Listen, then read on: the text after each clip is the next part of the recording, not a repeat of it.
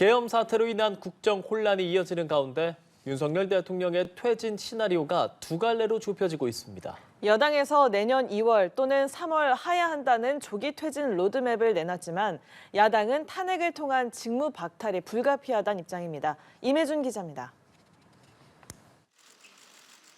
국민의힘은 윤석열 대통령의 질서 있는 퇴진을 강조하고 있습니다. 윤 대통령이 스스로 자리에서 물러나게 하되 어느 정도 시간을 둬 국정 혼란을 최소화하자는 겁니다. 윤 대통령이 자진 사퇴한다면 대통령직은 권리 상태에 놓이고 헌법에 따라 60일 이내 새 대통령을 뽑아야 합니다.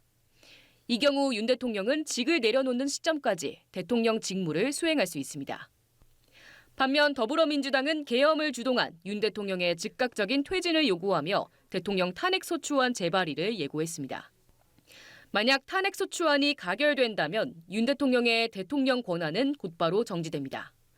헌재에서 탄핵 인용 결정이 내려질 경우 대통령은 즉시 파면되고 역시 60일 이내에 대선을 치러야 합니다.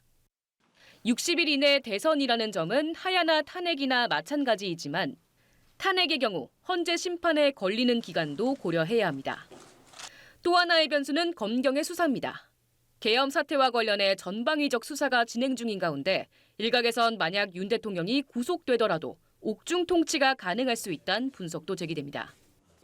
현행법상 현직 대통령이 구속될 경우 대통령 직무 형태에 대한 명확한 규정이 없기 때문입니다. 구속의 경우에 대해서는 논란의 소지는 있습니다. 대통령이라고 무죄 추정 원칙에 예외가 되는 건 아니거든요. 따라서 민주당 등 야권은 완전한 직무 배제를 위한 탄핵을 지속해 추진한다는 계획입니다. 연합뉴스TV 임혜준입니다.